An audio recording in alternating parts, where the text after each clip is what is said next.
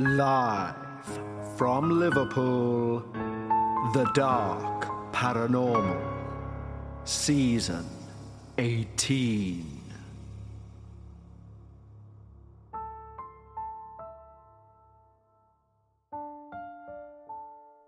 Hello everyone and welcome back, and also Happy New Year.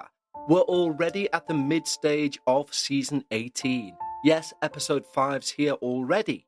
It seems like it's come around really quickly, but I imagine that's because we didn't take a festive break. And a lot of shows do, and fair play, but that's not what we do here.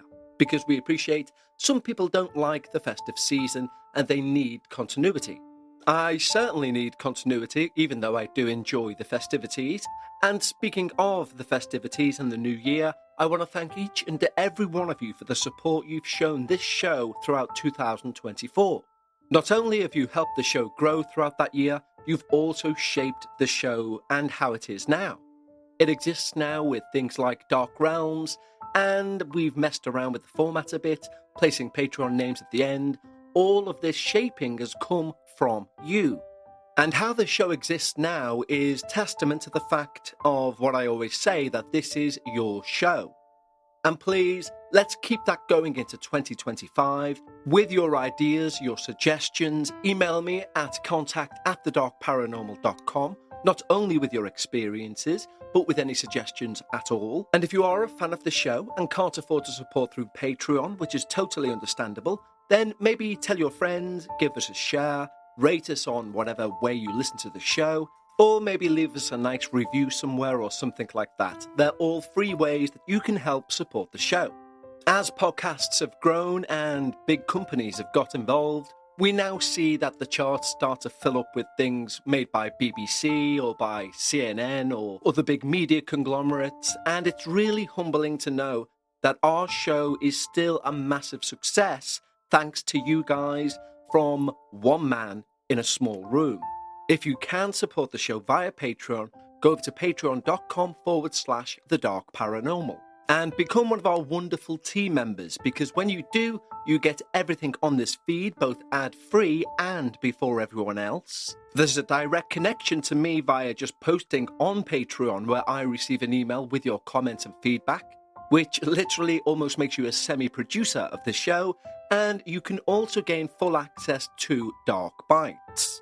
Dark Bites is our weekly Patreon-only podcast, which we put all of the experiences that didn't quite make a full episode of The Dark Paranormal. But more importantly, it's become almost a society within a society, and I'm exceptionally proud of that show. Also, you can gain access to the entire back catalogue, which is closing in on 100 hours of Patreon-only content. But, and I say this every week because it's true, the best thing about our Patreon is our Patreon community, because they are fantastic. It's the most welcoming sort of paranormal forum, if you will, that I've ever known. And I'm not just saying that because it's on the Patreon. I'm saying that as someone who from the age of 8 has looked for any sort of group who's into what I'm into and never found one without a hierarchy or toxicity. This has neither. It's literally a collective of like-minded individuals who have total respect for each other about a topic we all love. So if that sounds like something you'd like to be part of, and you like the sound of earlier access without adverts, and of course, the chance to binge through that back catalogue and receive a new episode every week, head over to patreon.com/The Dark Paranormal. But right now, for the first time in 2025, lower those lights. Make yourself comfortable, and most importantly, leave your disbelief at the door, as we hear all about dolls of possession. My name is Vivian. Feel free to use my name without worrying about my identity, as I doubt most people who know me are listeners to the show, and if they are, odds are they're familiar with these events already. That said, I will be using fake names for other parties involved as they appear. I'll apologise in advance if this recollection of events that took place 15 years ago seems a little disjointed. To be completely honest, I'm quite unsure where to begin.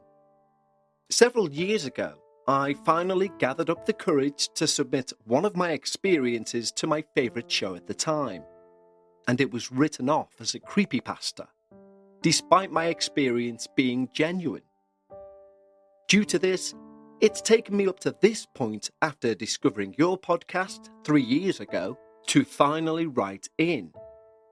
I've had paranormal experiences all of my life, and I've talked about some of them on my YouTube channel, but that's rather dead, so I doubt I'll ever get round to talking about this one. Some were creepy, some were wholesome, but the one I'm about to share with you was downright terrifying. I guess I'll start with some background details. I grew up with my grandparents in a house out in the middle of nowhere in the mountains, where it was pretty commonplace to hear the scream of a mountain lion at night. Thanks to this, I was pretty much immune to scary sounds. Visuals, however, were a whole other matter. I was raised Catholic, but I learned of and converted to Wicca quite young. I never hated Catholicism. I still don't. I only converted because I got tired of praying to a God that wouldn't take care of my grandmother's illnesses. At least in a way she could live without pain. My grandma knew that I didn't follow her faith anymore, and whilst not happy about it, she never pressed the issue. She did, however, tell me stories of my oldest aunt experimenting with witchcraft, as she called it. She also told me how her mother, my great-grandma, could make things happen. While I was born and raised in the USA, my lineage comes heavily from indigenous peoples, including Mexican, and so my grandma referred to what she saw as bad magic as brujeria, and good or healing magic as curandera. I was fortunate enough to spend almost 15 years in that house before we ended up having to move due to Grandpa retiring. The house we moved to was fairly old, and if I recall it correctly, was built around the late 1800s. It was old enough that the bathroom was part of an add-on at the back of the house. When we first went to check that place out, before actually bringing any things into it, I explored the entire thing as a curious and somewhat disgruntled teenager. The house had a simple layout. I promise the following information is relevant to the experience. The front door led into the living room with a bedroom to the right. A dining room was straightforward past a half wall with the opening in the middle of the room. And there's another bedroom off to the right in the dining room. Past the dining room was the kitchen, where there was yet another bedroom off to the right in the kitchen. The house had no hallways whatsoever. The thing that I immediately found odd was that all of the bedrooms were connected directly, without having to leave them via the rooms which they were primarily entered through. Thus, the bedroom to the right of the front door had a second door which led straight into the bedroom that was to the right of the dining room, and that bedroom was connected to the bedroom that was to the right of the kitchen via a small walk-in closet that was more similar to the size of a cupboard than anything. I took note of the stairs and promptly relegated them to being my last frontier. I continued to the back of the house, the add-on, where the bathroom had been built and the door to the basement was. It was one of those old counterweight lifted doors, the type set flat to the ground. I was expecting it to be uncomfortable, since the realtor had listed it as unfinished. It was cold and dim, but it wasn't nearly as scary as I thought it would be. I don't even remember that much of the basement beyond the multitude of spider webs and the massive ancient central heater that fed the forced air system that had been abandoned in favour of hot water baseboard heaters. Nothing left to explore in the relatively small house, I set my sights on the stairs. The stairs that were in the walk-in closet that adjoined the last two bedrooms.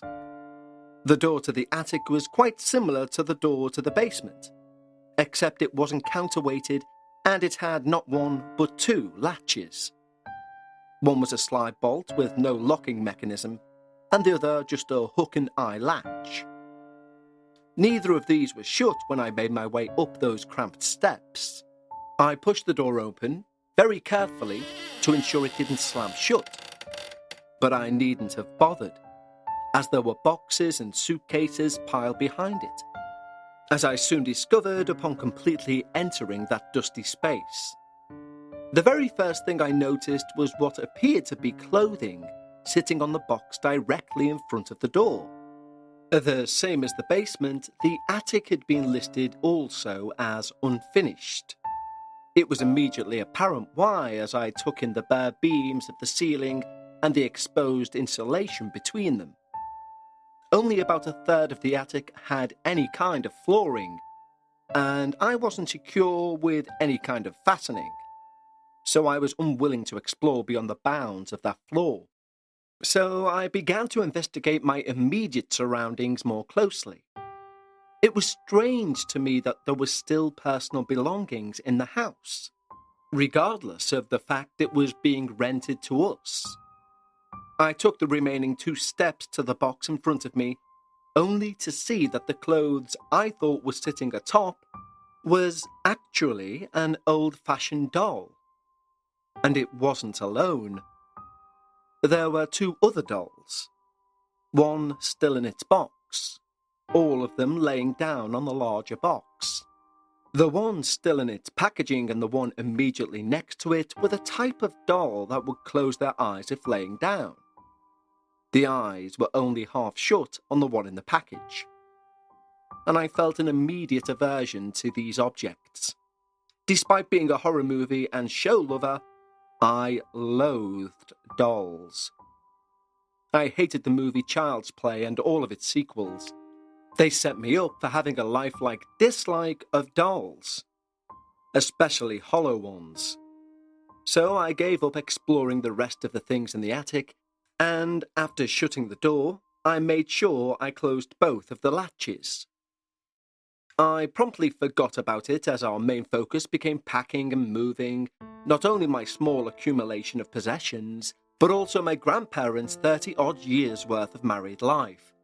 Trinkets, keepsakes, sentimental knickknacks, books, movies, pictures, the list goes on.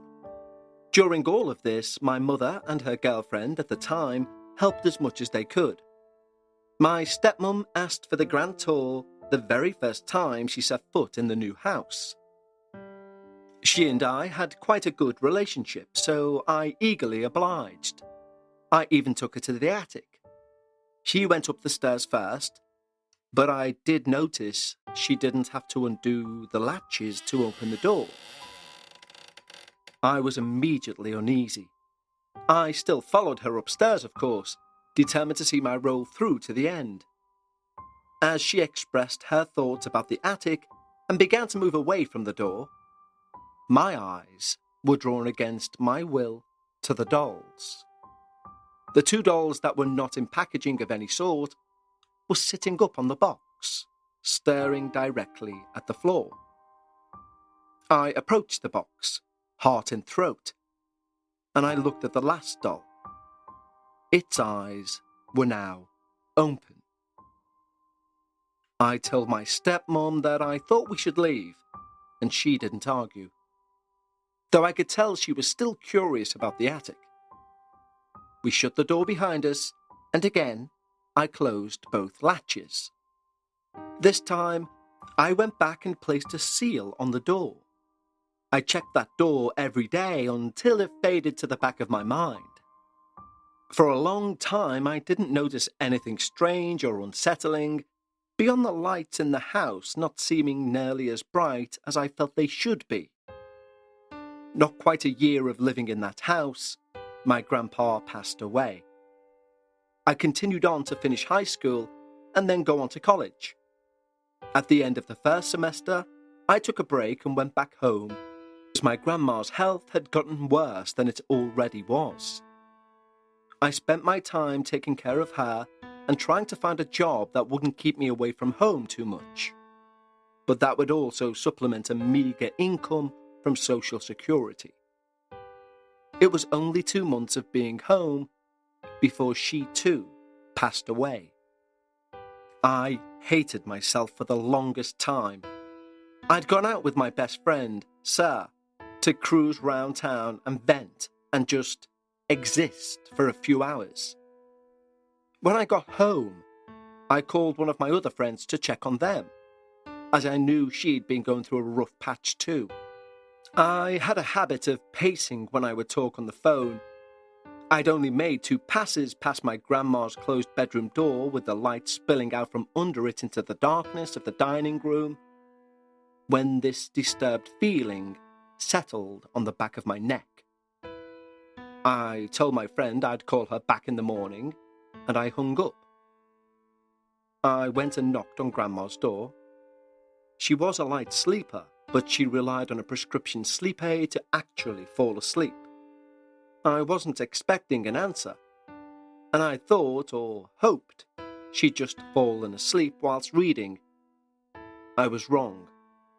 She was laying on the floor, cold, but not yet stiff.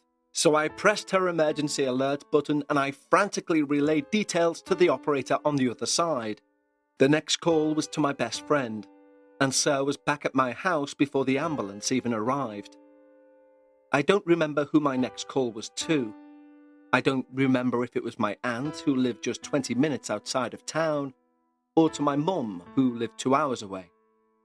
I just remember I kept blaming myself for not being there. By the time everyone but Sir had left, I was numb. But at the same time, I wasn't numb enough.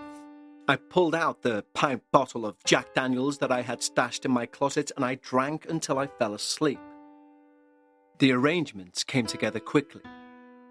My grandma was the rock of my family, and without her, everyone came to grieve. But simultaneously, everything was falling apart. I wanted it to be over.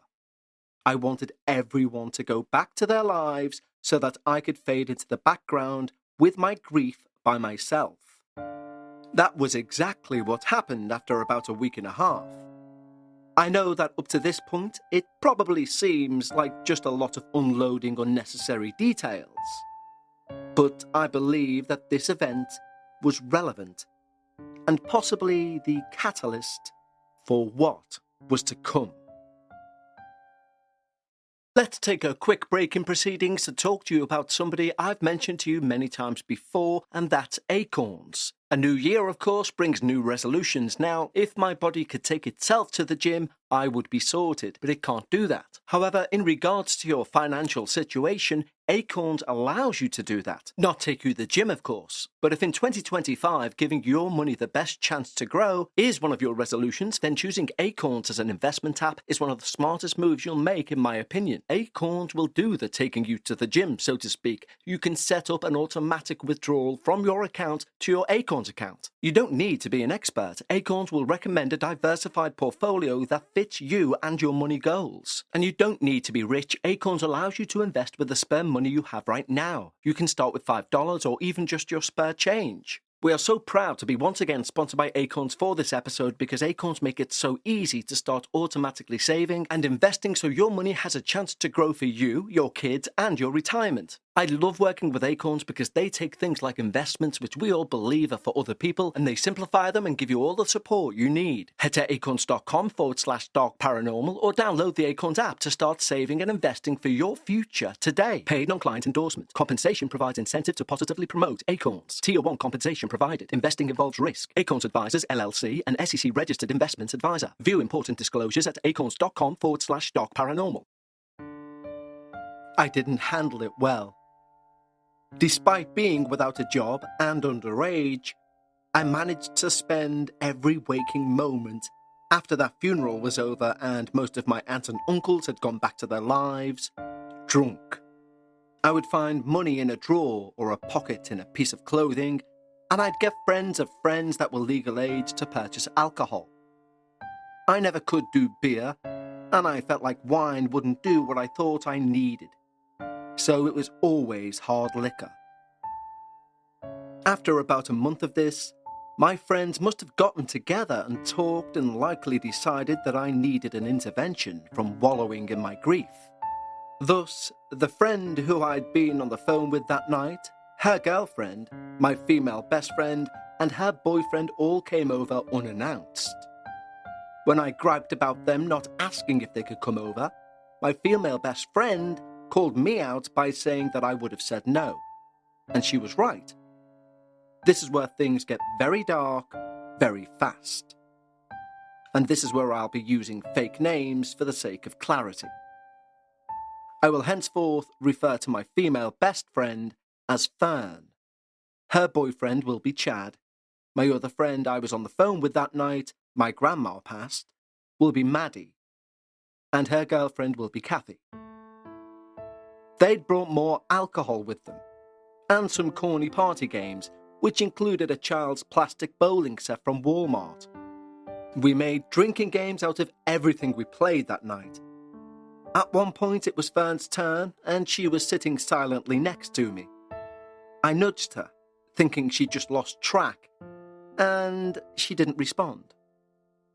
At that point I thought maybe she's had too much to drink. "All right, that's enough drinking for you for now. Let's go and get some water," I said as I got up from the couch and held out a hand to her. She didn't acknowledge my offer of help. She didn't even look at me. She was staring blankly ahead at the same exact spot she was looking at when I nudged her. I motioned to the others to help me to get her up off the couch. Maddie walked over and grabbed one of Fern's arms, and I grabbed the other, and we hauled her up off the couch together and began guiding her back towards the kitchen for some water. I was leading the way, and I stepped through the opening in the first half wall that served as a doorway to the dining room, quickly sobering up as I'd pull Fern from behind me. She stopped suddenly, and I mean so suddenly I was yanked backwards as if she'd ran into a solid obstacle. I turned to look to make sure I hadn't drunkenly steered her into the half wall or the pillar that connected it to the ceiling. We were in the dead centre of the gap between the two parts. I grasped her hand more firmly and stepped backwards. She didn't so much as sway forward. My friend Maddie was just as confused as I. She tried to push Fern from behind. Again, she didn't even stumble or anything else that would normally come from being pushed from behind. Completely puzzled, I took 3 or 4 steps back into the front room. I began to look around, trying to puzzle out what exactly was going on. I can't quite explain why, but I looked up only to see the crucifix that my grandparents had hung on the support beam that spanned the upper portion of the half wall with the pillars that separated the front room from the dining room. My heart felt like it stopped in my chest. Suddenly, I felt as if I were being watched. I turned my head to look at Grandma's bedroom door. Since her death, it had been closed, and when I looked at it, it was ajar. My friends and their significant others had been back and forth to the kitchen, bathroom, etc., and it didn't occur to me to tell them to not snoop in every other room. My breathing became panicked as I asked who'd opened the door. Everyone except Fern shook their heads. I asked them all to stay with Fern whilst I walked towards my grandma's room. I didn't want to. I was afraid, but I had to know. I walked through her room to the door of the walk-in closet, and I prayed to my gods and goddesses as I opened it up and looked at the attic door. The latches were undone. I didn't even bother going up the stairs to close them again. As slowly as I had entered the room, I practically flew out of it. I shut the door behind me hurriedly and ushered my friends towards the front door as I swiped the car keys from the side table next to my grandma's chair. They didn't question this odd behaviour as I directed everyone to get Fern in the car. Maddie rode in the passenger seat whilst Chad and Kathy rode in the back with Fern tucked firmly in between them. Once we were a decent distance away from the house, I finally told everyone what my fear was. I thought my best friend, Fern, was possessed. I told them that it would be our best bet to go to the church. I had thought the doors would be open, that the church was a sanctuary available to the community regardless of time of day. This was largely due to the fact that despite being Wiccan, I attended a private faith-based school for the last 3 years of high school. At some point between graduating and these events taking place, apparently it was decided to lock the doors of a church at night to prevent vandalism and discourage vagrants from trying to squat there. I was devastated to find we couldn't get inside, but I refused to give up on helping my friend. I asked Maddie to go back to the house with me so we could get some of my supplies. We left Chad and Kathy with Fern, sitting on the steps of that church. Their only directive was to fill in the priest with all the information we had, if he so happened to pass, whilst we were gone. Back at the house, I grabbed my bag of supplies. I had herbs, oils, and everything else I could possibly need for a ritual in that bag, including my athame. We sped back to the church and picked the others up. I was at a bit of a loss as where to go. Ideally, rituals should be performed in a place of comfort and or power. Previously, I would have deemed the house as an appropriate space, but that was the last place I wanted to be. My mind was racing when it occurred to me there was another place in our little town that was deemed to be a sacred place. We had a shrine dedicated to Ave Maria, up on the hill above the local hospital. It was closed in the winter due to road conditions, but I was desperate. We drove across town to the hospital and parked right outside the gate that closed off the vehicle access. We all got out of the car and began to guide Fern up the snow-packed road.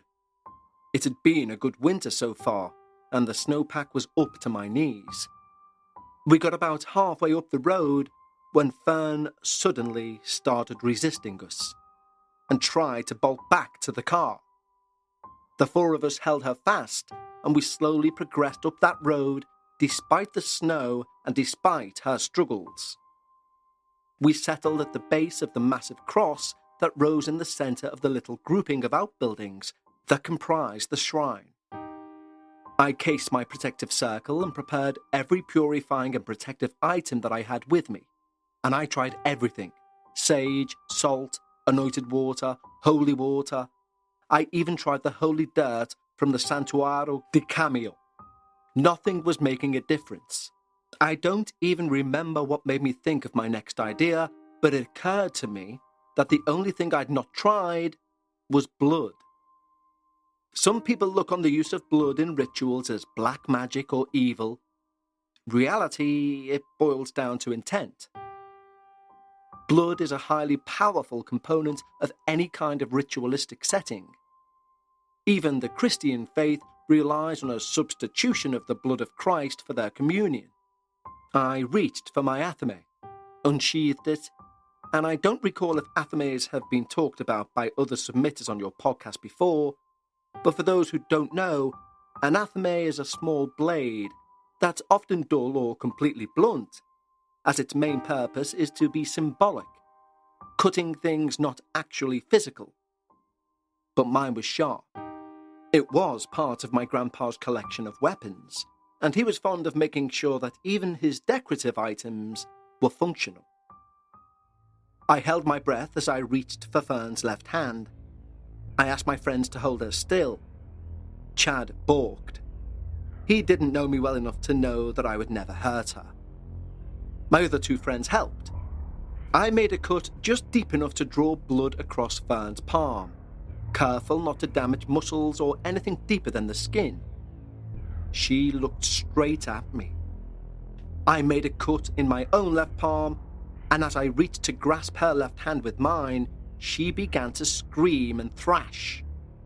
Yes, as a mature adult, I realized that my decision was rash and risky, and quite stupid. But despite knowing this, I wouldn't change it. I wouldn't go back and do things any differently. As our palms met, our blood mingled, and it was as if time stopped. I remember losing my hearing and feeling an immense pressure all around me. I chanted a blessing, meant to purify and expel whatever it was that tried to take hold of my friend.